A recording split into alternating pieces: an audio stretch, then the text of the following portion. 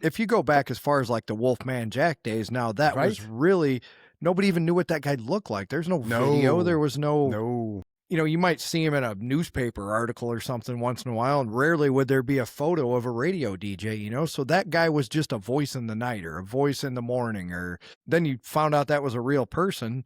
And all of a sudden, people probably started flooding the radio stations. And then past that, like you said, the band's going to be there. Oh my Yep. God, Def Leppard's going to be at such and such Yep. studio. Smith, the Rolling Stones, they're going to go talk Yep. to whoever. Yep. So then it became a building with no windows and a big tower. I remember in Dave Pratt's heyday, he was going down the I-10 with Tommy Lee from Motley Crue in a bulldozer, because somehow Tommy convinced a construction worker to give him a bulldozer, and they're driving down the I-10 towards well, it's PIR now. What the hell was that? Compton Terrace, driving towards Compton Terrace in a bulldozer.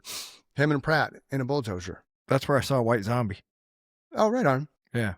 But that kind of shit, that's the allure of disc jockeys. That's the thing that, these guys had. They had when I moved to Phoenix, he was the man. Heroes. Yeah, he was. Yeah, and still is. I mean, to me, it's just a different era. It is. You can't, just like you said when we were kids and we went to a concert, you can't recreate that for these kids now today, because there's too much exposure of every band that they like, and there's just not that era of mystique that there was back then. Crazy thing about disc jockeys, man, they had that. And the same thing with, I remember when I had, when I worked for SeaWorld, there was a SeaWorld office out in Arizona, and I was dressed up as Shamu. So in the late 80s, 88 to probably 90, I was in college, in high school, so 87 to 89, any commercial you saw on TV with Shamu, the Mickey Mouse Disneyland character, yeah. Shamu, that was me. And then we did it with Dave Muncy, because Dave Muncy had this whole summer of supervision spiel he did every summer. I remember that name too. Watch Your Kids Run Right. So when I met Dave Muncy, when we were in the house, because it was just filmed in the backyard of the pool, it's kind of like, you're Dave Muncy.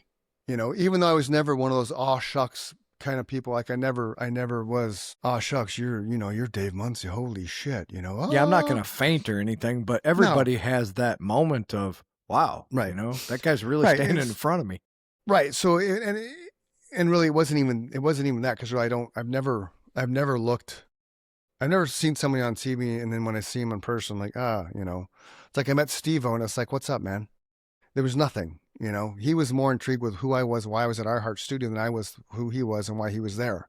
They're just people. Now, when I met Jeff Schwartz, the center for the Giants, the 2 eras with Eli, that was fun because of the size difference.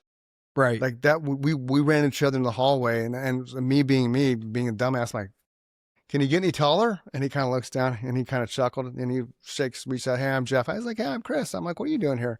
He goes, I was on the Fox Sports show. Oh, I was like, right on, I run my own show, and we had a little banter. And then Steve Giannini is like, why don't you guys take a picture? I said, that'd be fun. Let's go into your studio and do it. That's the picture I have with his elbow on my head.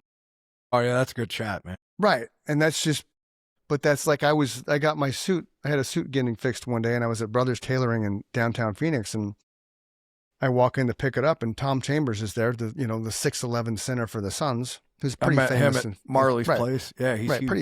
pretty famous guy in Phoenix.